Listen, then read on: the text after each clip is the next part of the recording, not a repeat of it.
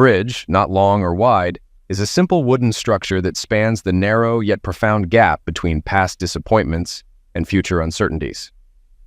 Let me introduce myself. I'm Lyle Jetterman, now 38, a man who previously only differed from others in that he was the husband of 36-year-old Gloria and the father of 12-year-old Robert and 8-year-old Anna. It's a pleasant family picture, albeit with a significant financial burden. To meet my duties as a husband and father, I worked at Countryman Realtor for 5 years before Gabriel Zillow bought the company from Bernie Schleifer. Real estate wasn't my first career choice, or even my desired one.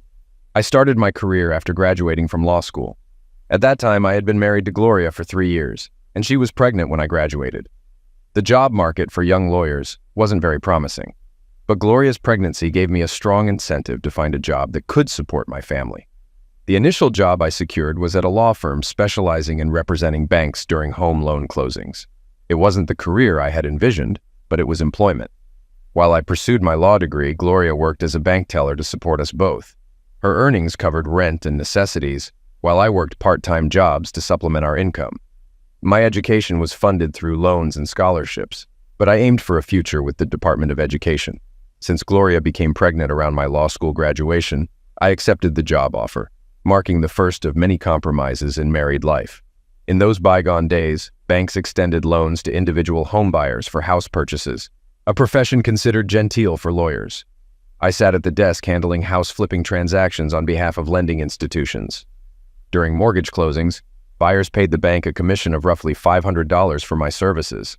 The law firm received this sum along with an additional $500 from the insurance company. Each successful closing meant earning a solid $1,000 when we sealed the deal. Naturally, the firm profited, and I received a small portion as my salary. It seems all good things must end, and honorable frugality gives way to insatiable greed. Shortly after my wife Gloria gave birth to our second child, the consolidation of small banks into larger ones, which were then absorbed by even bigger ones, reshaped the banking landscape.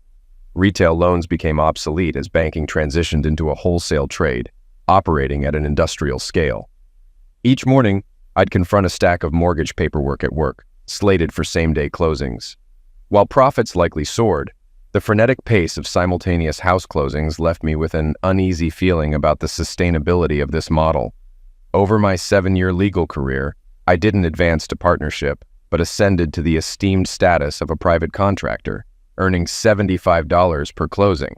With 7 or 8 loans closed daily, 5, and sometimes 6 days a week, my income was respectable. However, I harbored doubts about the longevity of this arrangement, sensing an impending downturn. Bernard Schleifer, or Bernie as he preferred, approached me. Seeking a legally savvy individual, Bernie aimed to expand his company, Countryman Real Estate. With his main contract transitioning to the Sunbelt, Bernie eyed growth. His company held shares in the Scarlet Woods development, boasting 100 approved lots with plans for 400 more. Strategically located 2 miles from a tech park with 2,000 high-tech jobs on the horizon, Bernie, a builder-developer, excelled at securing financing for growth projects. However, he struggled to market to homeowners seeking upgrades or adjustable-rate mortgages. Strangely enough, when Bernie and I first met, everything clicked. I thrived on selling houses and paid close attention to details, especially when it came to managing the flurry of paperwork involved in transactions. Drawing from lessons learned from previous employers, I implemented profit center strategies, boosting Bernie's sales by leveraging partnerships with home insurance agents, movers, gardeners, and more. We swiftly evolved into a comprehensive agency with one goal: maximizing home sales and capitalizing on associated services. Bernie wasted no time in initiating construction projects, while I diligently managed day-to-day operations. He handled major deals, while I took care of smaller ones, earning a handsome salary as his trusted employee. Bernie foresaw the impending crisis. Bear Stearns served as a precursor, but the collapse of investment bank Lehman Brothers was the catalyst. Despite the looming catastrophe, Bernie remained optimistic, believing in real estate's inherent resilience. While the market plummeted, Bernie remained unfazed, confident in its eventual rebound. I focused on maximizing every opportunity, channeling profits into larger and more lucrative rural properties as part of Bernie's investment strategy. Bernie had only one concern. He felt like a significant figure in a small arena and desired to dive into the vast ocean. One evening, during drinks after work, he dropped the bombshell. "I've sold everything." "What?" "Take it easy." "The new owner won't shake things up, at least not right away." Once again, Bernie proved correct. Upon meeting Gabe Zello, my initial impression was of his youthfulness. Not yet 30, he orchestrated Bernie's buyout. Taller and younger than me, Gabe possessed a striking, blonde-haired, Adonis-like appearance, embodying the epitome of a business prodigy superstar. Though I should have felt envy toward the young man, his charm and amiability made it difficult to be resentful. Working for him proved enjoyable as well. Approaching 50, Bernie was ambitious, yet fundamentally cautious. In contrast, Gabe thrived on transparency and risk-taking. He operated with everything laid bare for all to see, always pushing the boundaries. It became evident early on that his investment in a rural property had stretched his finances thin. Gabe leaned more toward financing than construction, and leaned more into management than salesmanship. He relished in quick profits, and when the real estate market rebounded, his wager on Countryman Real Estate clearly paid off. Meanwhile, Bernie headed to Florida, drawn to the allure of a large real estate venture. The night before his departure, I wished him luck. "Come with me, baby," he said. "No, I'm not a child anymore. I have a wife and 2 teenagers to support," I replied. "Okay, but someday you'll regret it." I hoped not, but I checked the job market. There's not much left of my old company. Stephen Pender, one of the junior partners, managed to weather the collapse. He was glad to hear from me, but offered only a third of my current earnings, so I worked diligently to ensure Countryman Real Estate stayed afloat. Overall, I was content working for Gabe, as we called him. He treated me well and allowed me to manage the office day to day. Did I have any doubts about him? Yes, but my only grievance with the boss was minor. Bernie never hosted a formal Christmas party, but Gabe took it to the opposite extreme. He rented one of the finest vacation spots in Saratoga, albeit during the off-season, for a hefty sum. The next party, held on the first Saturday in December, was for staff, contractors, bankers, and realtors. It was a lavish affair with a large guest list. Gabe spared no expense. Well, it was his money, and perhaps there was a legitimate business rationale behind it all. My discontent began around midnight and intensified throughout the night. You see, I arrived with the most attractive woman in the venue on my arm. I married Gloria right after college when we were both barely 22. While I was in law school, she worked a dead-end job to support us. I'll always be grateful to her for that, but she became pregnant by stopping birth control while I studied for the bar exam. In hindsight, the pregnancy may have been for the best. We've been good parents then and still are now. While I struggled with renting houses, Gloria raised our kids and worked nights to earn her doctorate in child psychology. When our youngest child started school, Gloria returned to work, landing a job at the State Department. She also embarked on what I now call her running career. Gloria could be described as chubby, especially compared to some undernourished models. But at 30, she transitioned from swimming at the YWCA pool twice a week and jogging occasionally to running long distances solo every morning. She started waking early to trek 5 miles cross-country. Each evening, she dedicated half an hour to sprinting. She held the fastest time among local female runners and was only surpassed once by national competitors in local 5K and 10K races. She even participated in the New York City Marathon 3 times, ranking among the top 100 women finishers. I'm not a stay-at-home type. I hit the gym at least 3 times a week and bike 20 miles on summer weekends. However, with over 5% body fat, I don't boast a physique sculpted by Michelangelo. I stood by Gloria in her endeavors, witnessing her early morning routines and returning sweaty as I woke the children. I felt proud of my wife, so when I entered the Christmas party with this tall, dark-haired beauty on my arm, conversations hushed and heads turned to behold the striking Gloria. Standing just over 6 feet tall in her 3-inch heels, she matched my height perfectly. Her raven locks cascaded over her shoulders, shimmering in the ballroom lamplight that evening. Despite her efforts to attend the party, Gloria wore a new form-fitting black dress. The scallop-trimmed attire hinted at her cleavage and was daringly short, showcasing her fabulously long runner's legs. This dress accentuated her flat stomach and sculpted rear, drawing admiring gazes. No longer a chubby girl, my wife exuded confidence as a remarkable woman. In Gabe's arms, she wasted no time in greeting us and joining him for a dance. Although I couldn't deny they made a lovely couple, his attentiveness seemed to border on inappropriate. Shortly before midnight, he approached her and kissed her passionately beneath the mistletoe. While I wasn't jealous, yes, my wife was attractive, but I trusted her. We had weathered many hardships together, From years of law school to raising children and paying off school loans, we had overcome illness and feticide. I felt sorry for couples who hadn't faced such trials together. It's adversity that strengthens a marriage. Gloria and I had faced everything together and remained deeply in love. As Gloria reveled in the attention while drinking, I dismissed it all as the result of the festive atmosphere. I escorted my wife home, and we didn't discuss the incident further. It was just an effect of too much hard drinks, I reassured myself. 6 months later, Memorial Day weekend rolled around, marking the halfway point of the year, which had been favorable for the real estate sector with a notable increase in clients. The final week of May experienced record-breaking heat, setting the hottest temperatures in the past decade. The company's operating account brimmed with cash from home sales, scheduled for deposit on the first business day of June. We planned to review the checks and electronically pay the banks when the office reopened after the 3-day weekend. "Are you joining us for the weekend camping trip?" Gabe inquired. He had rented a mountain cabin in the Adirondacks for Memorial Day weekend and had been talking about it incessantly for weeks. Though his invitation extended to Gloria and me, I was hesitant. "I'm not sure what Gloria's plans are," I replied, attempting to decline politely. "Oh, she's coming. She's looking forward to it," Gabe insisted confidently. I regarded him with uncertainty. "We discussed it on the phone," he added hastily. Why did I doubt him? Nevertheless, after he departed, I called Gloria, and indeed, she was enthusiastic about the trip. Reflecting on it now, I realized that this was the pivotal moment to avert disaster, but I failed to recognize it. I loved Gloria deeply and trusted her implicitly. According to MapQuest, the journey to Gabe's house would be challenging. I traded my Honda Accord for a 4-wheel drive SUV at the rental place. The last 20 miles of the route were along mountain roads, with the final 3 miles on dirt tracks. Having visited the Adirondack Mountains before, I knew firsthand their rugged nature. Gabe's residence lay southwest of Saranac Lake, and the journey took nearly 4 hours. The GPS guided us for the last 5 miles, leading us off the beltway onto the final 2 miles of semi-paved road that terminated at a sturdy wooden bridge.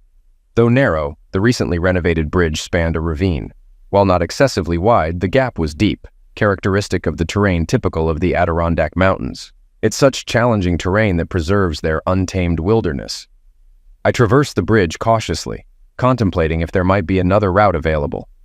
Despite the absence of an alternate exit on the GPS map, I felt like a mouse ensnared in a trap, wondering if there might be a lurking carnivore nearby.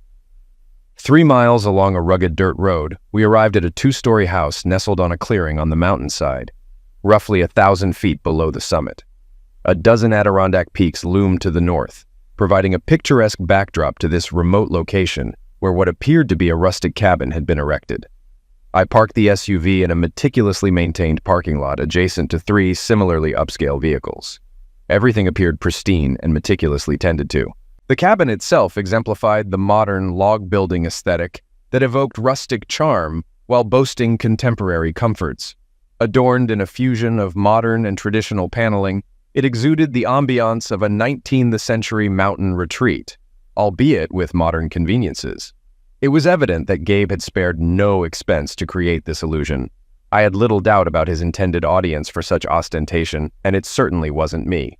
We were welcomed on the expansive porch adorned with Adirondack chairs and rustic decor by a group of 6 individuals.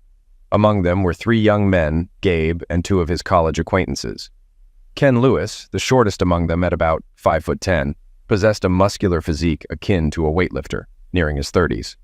Though starting to bald like Gabe, Ken's rugged features were accentuated by his muscular frame visible beneath his tight t-shirt and shorts. The second college friend, Glenn Sachs, stood at roughly 6 feet tall, slender with curly blonde hair. He appeared more aesthetically pleasing than Ken, his arms wrapped around a blonde woman introduced as Sharon. Sharon exuded beauty with her voluptuous figure and ample bust, likely in her 30s, possibly older, and noticeably 8 to 10 years Glenn's senior. Standing beside Ken was Robin, a slightly younger woman clearly accompanying him. She possessed a bubbly demeanor, short stature, and a well-endowed physique, with bosom seemingly disproportionate to her petite frame. The final member of the group stood tall with flowing brown hair. She was Paula Henry, one of those individuals often described as beautiful, possessing attractive, yet sharply defined, not entirely feminine features. Her demeanor suggested intelligence. a trait acknowledged by herself and others. Clearly the youngest among the women, she was a schoolmate of the boys. Despite the warm and overly enthusiastic welcome we received, there was an air of peculiarity. Gabe specifically greeted my wife with enthusiasm, while I received a more perfunctory acknowledgement. Meanwhile, his friend Paula regarded me with a scrutinizing gaze, akin to one observing a laboratory specimen before dissection. Dinner arrangements were swiftly made, prompting us to hastily stow our belongings in our designated second-floor bedroom adjacent to Gabe's master suite.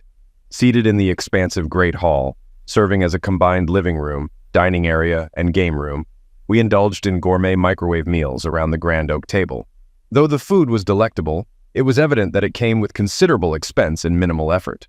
Wine flowed generously, and I monitored my intake, mindful of my host's persistent attempts to replenish our glasses.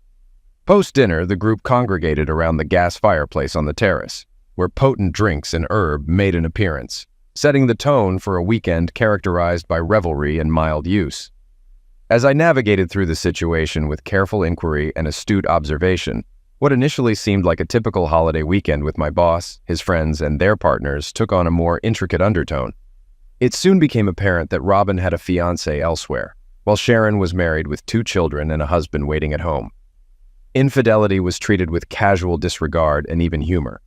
Paula remained fixated on me, seemingly detached from the group. Although she appeared to be aligned with Gabe, she showed no offense at his overt flirtation with my wife. Throughout the night, Gabe positioned himself mostly between Gloria and Paula, directing most of his conversation towards Gloria. My attempts to engage Paula were met with polite but distant interest, signaling me to refrain from further interaction. As midnight approached, the guests, still in high spirits, seemed prepared to retire for the night, yet an unspoken anticipation lingered. Suddenly, Gabe addressed me, acknowledging my probable fatigue from the lengthy drive. "Are you ready for bed, Lyle?" Gloria suggested, to which I jokingly insisted on another drink, offering it to Gabe. Internally, I fumed at Gabe's attempts to seduce my wife, questioning Gloria's behavior throughout the evening. Was she truly enamored with him? It was a night of waiting, but ultimately I emerged victorious. Returning to our designated room, Gloria entered the shower alone, and I refrained from joining her, recognizing the futility. Upon her exit, she sat undressed on the edge of the bed, inviting me to join her. "I want to enjoy this weekend," she expressed, reflecting on our challenging past and acknowledging my unwavering support. "You've been an exceptional partner and parent, sacrificing for my education and nurturing our family. Your dedication has not gone unnoticed. I'm proud to be your wife." I woke to the morning sunlight flooding through the open blinds of the spacious bedroom window. Typically, Gloria rose much earlier than I did for my morning jog, but last night's indulgence in hard drinks and bang had its effects. Rising from bed, I drew the curtains shut and made my way to the compact bathroom with a shower. Despite its size, the bathroom boasted ample amenities. After showering and shaving, I headed downstairs before the others had stirred, opting to explore the surroundings while the house was still quiet. Moving from the main room to a patio featuring a fire pit and built-in outdoor BBQ, I then ventured onto a raised terrace housing a small pool and sauna. Considering the chilly spring climate of these mountains, an open water feature seemed risky, but as I stepped onto the terrace, I discovered the entire area was heated. Solar panels adorned the higher slopes of the mountain, heating both the pool and likely the house. Crossing the terrace, I reached what appeared to be a small barn, devoid of animals but stocked with ATVs, snowmobiles, and gardening tools, including several small tractors. As I passed by, the distant sound of a babbling stream caught my attention.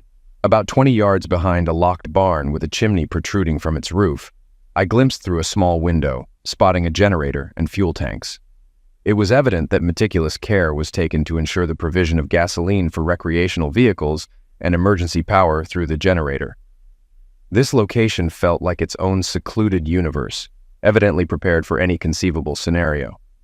Despite the stream appearing small and shallow, I reconsidered its size when witnessing a fish leap from its waters. "Are you fishing?" came a voice from behind me. Turning, I found Paula standing there. "Not today, but I used to when I had more free time. Seems like this weekend might offer you that chance." "Are you into fishing?" I inquired. "No, like you, I lack the time." "Perhaps we could have breakfast and then take a hike up the mountain. It'd be a shame to come all this way and not reach the summit," she suggested. Paula prepared coffee in the stainless steel maker while the kitchen pantry held microwave-ready breakfast options. Opting for instant oatmeal, I noticed none of the others had yet stirred. They'd likely sleep in. "How about that hike?" she proposed, smiling. With Paula evidently knowing the trail's beginning, she led us straight to it. Initially, the summit didn't seem too far, but an hour later, it felt as distant as when we began. "Are you sure about reaching the top?" I questioned. "Why quit now, old man?" she teased. "I'm just thinking about what the others will say when they find us missing." "Don't worry, I doubt they'll mind." Finally reaching the summit, the sun positioned nearly overhead indicated noon was nearing. The mountain's peak was somewhat underwhelming, with a flat area bordered by rounded edges. 2 weathered wooden benches faced east, offering views of the gatehouse and several distant peaks to the south and east. Though the fog obscured distant vistas, the air felt crisp and pure. Seating herself, Paula appeared content to soak in the view. "Mind if I join you?" she asked. "I'd like to rest before heading back down." "No, the old man could use a rest," I responded, prompting a smile from me. "So Glenn is a broker, Ken is a banker, and Gabe is a developer. But despite talking all night, I never found out what you do," I remarked, eyeing her thoughtfully. She seemed to weigh the question, assessing the potential consequences. "I'm an inspector. I work for the government. It's a low-paying and rather dull job," she divulged. "Have you inspected anyone we know?" I inquired. "Not recently. Back in college, it felt like I was always bailing them out, covering for them with angry girlfriends or providing cheat sheets for exams. They were always on the edge. That's what makes them who they are. Extraordinary young people," she explained. "So, is this your job now? Covering for them? What's the point of closing the barn door after the horse is bolted? It won't help you retrieve your horse. Rules just hold things back. It's better if smart people rise to the top and the rest step aside. Ultimately, everyone benefits according to their own merits," I mused. "What about your role this weekend? You didn't attend the party last night," I pointed out. She fell silent, caught off guard by the question. I rose and moved to where I could see the road leading down the mountain. There was only one way out. The way out. Turning back to Paula, I scrutinized her. Had she considered this? The others, I realized in a moment of insight, were entirely oblivious to anything beyond their own physical desires. But was she? Clearly, she was observant. She must see the issue as I did. "I'm just here as the designated sober one. I ensure everything runs smoothly, intervening only if absolutely necessary," she explained. "Meaning, unless the Golden Boys need you," I summarized. "I wouldn't put it like that, but I certainly prioritize what's best for them, for everyone, in the long run," she clarified. "Shall we head downstairs?" I suggested. "What's the rush? The journey back will be quicker," she remarked.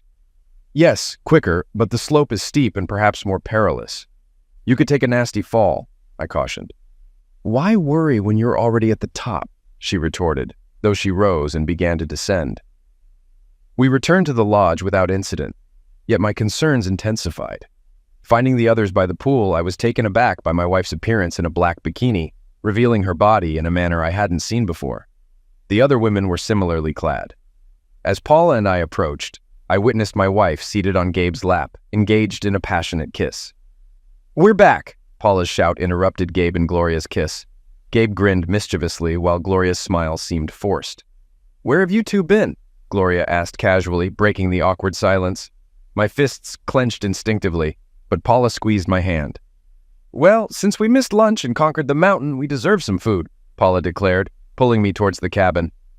As we left the pool area, I heard muted laughter. I wasn't sure what Paula had prepared, and if I ate anything, I couldn't recall. She handed me a glass of straight black Johnny Walker, which burned as it went down. "Think before you act," she advised. "It's just one weekend in a good marriage, and you need to consider your family." Returning to the pool, the couples were already settled in the jacuzzi, laughing and giggling. My wife remained seated on Gabe's lap. I couldn't see their hands underwater, but I assumed they were occupied. A joint was passed around, and it was evident that everyone was intoxicated. Paula positioned herself where she could keep an eye on things, placing herself between the jacuzzi and me. I pretended to drink more before discreetly walking away. Out of sight, I poured out the contents of my glass. It was a strange mix of jealousy and pride. I was proud of my wife's transformation from the chubby girl I married to the beautiful, athletic woman she had become, rightfully desired by others. I took pride in the fact that men longed to be in her loving, strong arms. But what about her inner self as she sculpted her physique? Seeing her with Gabe had an oddly alluring quality. I could picture their flawless bodies entwined physically, a nightmarish yet exhilarating image. I strolled around the lodge grounds, observing its operations, passing time while dreading the direction things seemed to be heading, realizing that ultimately, I might need to take control of my options. Entering our bedroom, I made a deliberate attempt to sleep. As I lay there, trying to quiet my mind, the question of why my wife was flirting and kissing another man lingered. We had weathered many hardships together, from our early struggles with poverty to our children's illnesses and the constant financial strain of living on a middle-class income. We were finally starting to climb towards stability. Our children had reached an age of independence, my wife had a modest but steady career, and I was earning a good income after years of financial struggle. Our debts were manageable and our future looked promising. So why risk it all for someone as shallow and empty as Gabe Zillow? Behind his charm and boldness, there was nothing substantial. Strip away the flashy exterior and there was emptiness. Gabe had never designed a site plan, built or sold a home. He was the figurehead of a business run by others, a wealthy individual with no real substance, a prodigy whose only asset was his image. What was Gloria thinking? She claimed she just wanted to have fun this weekend. Was this her idea of fun? And how would it end? I must have fallen asleep because when I descended the stairs, they had already gathered in the main room. Lunch had passed, but the drinks were still flowing and joints were being passed around. Gloria was back in Gabe's lap, and there was no denying they had kissed.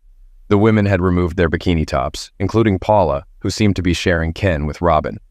I headed straight for the kitchen to heat up dinner in the microwave when Gloria walked in. "How are you?" she asked. "It could have been better," I replied. There was a moment of hesitation before she spoke again. "I spent the evening with Gabe," she confessed. "I noticed," I said as the microwave beeped. She gave a strange smile when I turned to attend to the microwave. "No, I mean tonight, in his room." I remained very still, facing away from her, not wanting her to see the pain she was causing. "I see. But what about our 16 years of marriage?" I questioned. "That's why I can do this. It's only for the weekend. Next week I'll be all yours again," she assured. "And Gabe won't mind?" I retorted. She hugged me from behind, burying her head against my back. "Gabe likes you. He thinks you two are going somewhere. It's just a fling. A little fun for the weekend, okay?" she asked, her words punctuated by hugs. "Can I choose?" I inquired. "Not really. It's decided. I'm just letting you know," she replied. She released me and I heard her leave the kitchen. I walked to where the kitchen opened into the main room. They were already heading up the stairs. Gabe glanced back, smiling and giving me a thumbs up as if we were on the same page. He whispered something to Gloria, who turned around, waved, and smiled at me. I returned to the kitchen, feeling as though everything we had been through together meant nothing.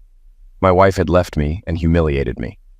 I discarded the food from the microwave and made coffee instead. It was going to be a long night. As the water started to boil, I heard footsteps entering the kitchen.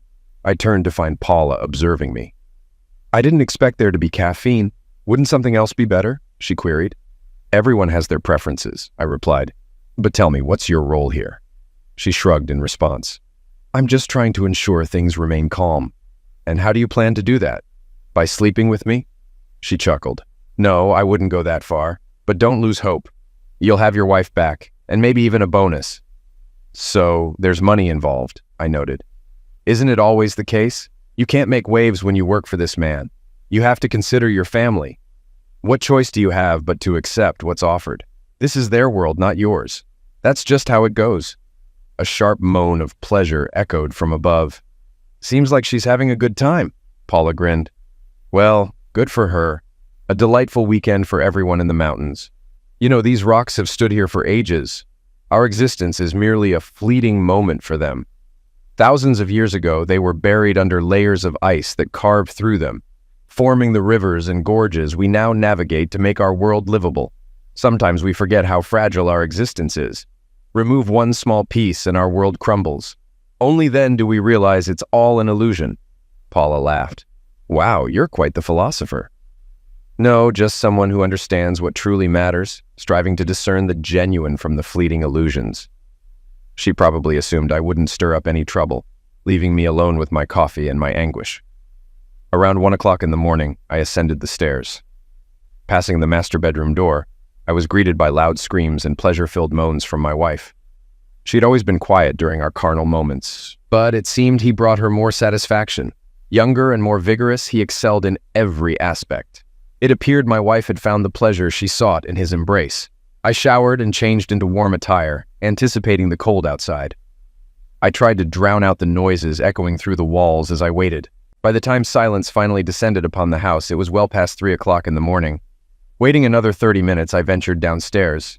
In a kitchen cabinet, I discovered a flashlight and candles with matches. A prudent measure, I reasoned, in case reality severed our connection to electricity. The night enveloped the surroundings in a profound darkness, with the moon having already set. The nocturnal symphony of the mountains, though, felt like silence to someone accustomed to city life. I easily located a barn and a 20-gallon plastic canister filled with motorsports gas. A wrench lay nearby. Though a padlock secured the generator shed door, the hinge mechanism had succumbed to rust. The wrench swiftly liberated it. The house's owners had thoughtfully provided a manual gasoline pump, enabling me to swiftly fill the canister. In less than 10 minutes, I navigated around the lodge to reach my rented SUV's parking spot. I loaded a gas can into the back, released the handbrake, and shifted the transmission into drive. Allowing the car to roll downhill, I started it up and drove off cautiously as I neared the bridge. Carefully navigating it, I halted upon reaching the gravel road. Taking my time, I ensured the gasoline seeped into the bridge's wood. It was a meticulously crafted structure, a testament to skilled artisans who took pride in their work. Regular folks had built this bridge to facilitate the leisure of those who profited off the toil of others. But the fun was about to come to an abrupt end. Dropping the match, it sputtered before igniting. Flames swiftly erupted, and I quickly retreated as a fierce explosion of heat and fire ensued. The wooden bridge crackled and collapsed into the inferno, its blaze likely visible for miles around. Turning back to my car, I drove away leisurely. There was no need to hurry. Anyone who witnessed the fire was now stranded on the other side. I was confident I'd be long gone before they realized their predicament. By the time dawn broke, I was already stopping at a gas station off the highway. Filling up the SUV, I left the empty canister at the pumps, certain someone would eventually collect it. Any link between the fire and me would vanish. Returning the SUV around 9 a.m., I retrieved my car. After showering and dressing casually for the office, I had 2 final tasks to sever ties with Countryman Real Estate. Bernie, though a good boss, was forgetful, often leaving items in his office. With keys to every door and filing cabinet, I had easy access. Gabe, meticulous with his belongings, kept the combination to his desk safe, in a folder labeled Security, stored in a locked closet. Thanks to Bernie's keys, I gained entry and retrieved the password diary from the safe, accessing the company's personal account. It would have been simple to abscond with everything, but that wasn't my intent. Theft would only lead to trouble. Instead, I transferred the operating account to another. Initially, when I joined Countryman, we established a trust account for deposits, as per state regulations. Over time, new trust accounts were created for each project, while the original was forgotten. Although the previous account was archived, it wasn't recorded in the ledgers. It remained empty until I injected nearly $20 million into it. Safeguarding all our cash, I bolstered our line of credit as a precaution, ensuring my actions didn't seem hollow. Nothing was stolen, everything remained intact. However, it would take days to locate and return the funds. In the wee hours of Tuesday morning, electronic transfers will hit an empty account, halting hundreds of payments. Unsure of the extent of damage, our reliance on credit left us vulnerable. Remove that lifeline, and we'll face tough times, at least temporarily.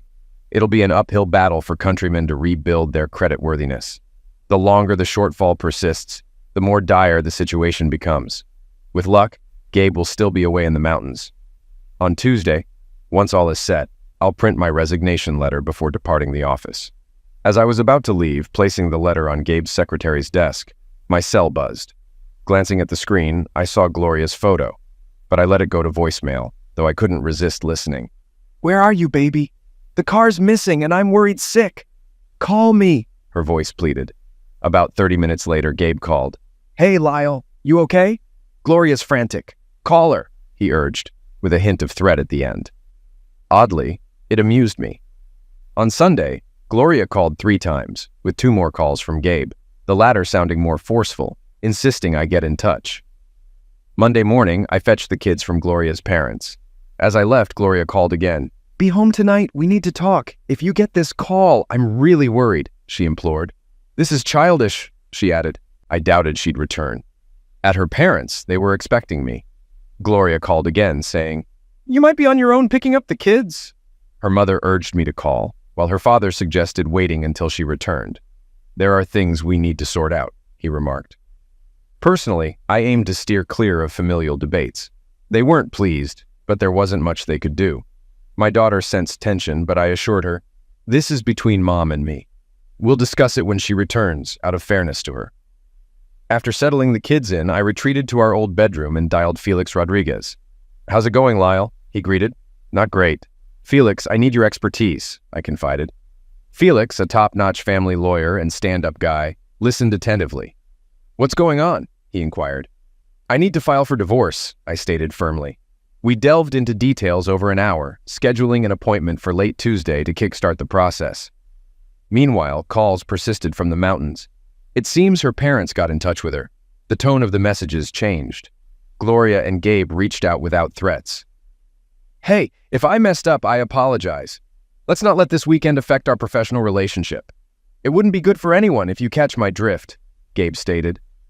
Later, around 5 p.m., Gloria reached out urgently. Lyle, please call. Something's happened here. There's no bridge. We're all stuck. Call me. I need to talk, she urged. Bright and early Tuesday, I rang up Stephen Pender, my old buddy. We arranged to meet for lunch at a nearby diner.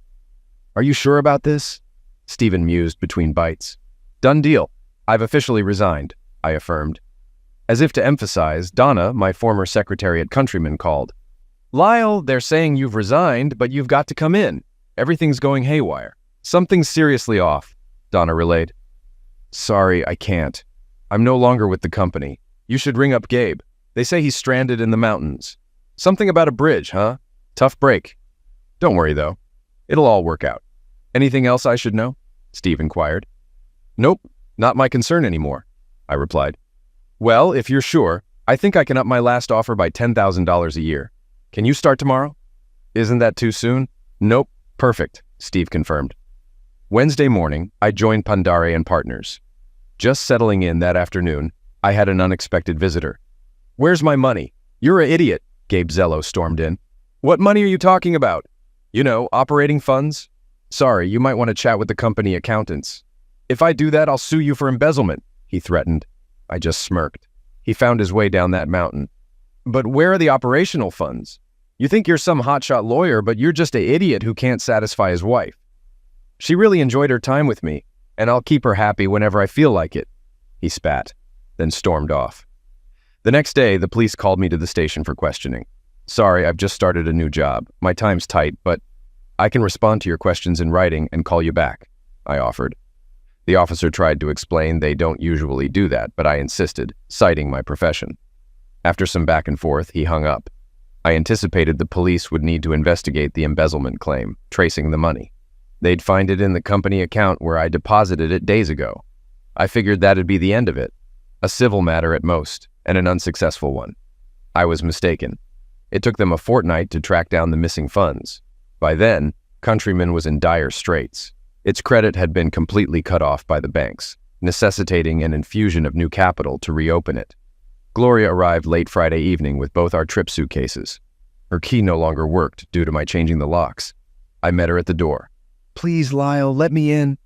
Think about the children if not for me, she pleaded. No, you don't live here anymore.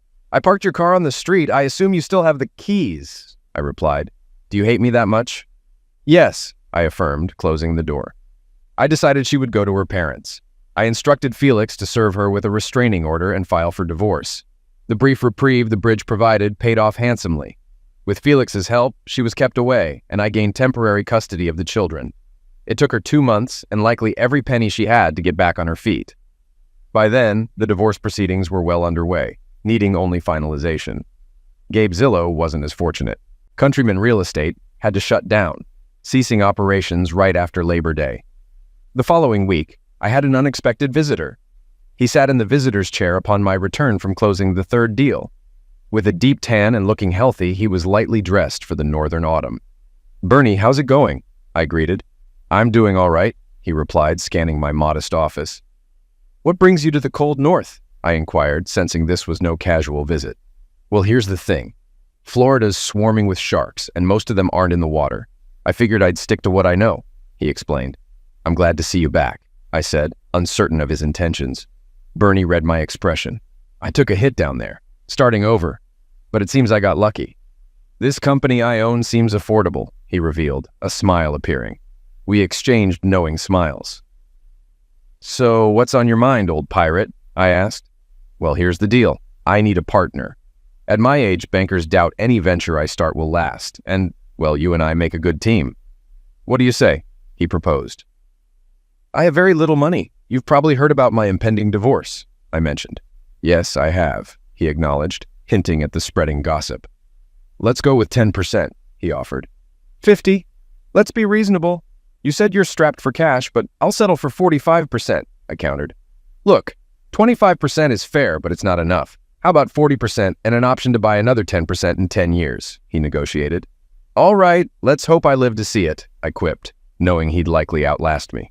Bernie and I were back in business. We acquired every lot owned by Countrymen at a discount using the same bank's funds. I anticipated challenges, but our business quickly thrived, constructing and selling homes. Life progressed as usual, as did my divorce proceedings. It largely centered on custody and visitation. Ultimately, we devised a complex joint custody and visitation arrangement. That's why I returned to a dark, empty house on Christmas Eve. Gloria had taken the children for Christmas, though I was supposed to have them. Given that Christmas fell on a Sunday, they had to return to her on Monday, her day off. The kids struggled with this routine. Approaching the house, I spotted a figure on the steps, sheltered from the cold and the light snowfall. I was beside her before recognizing my ex-wife.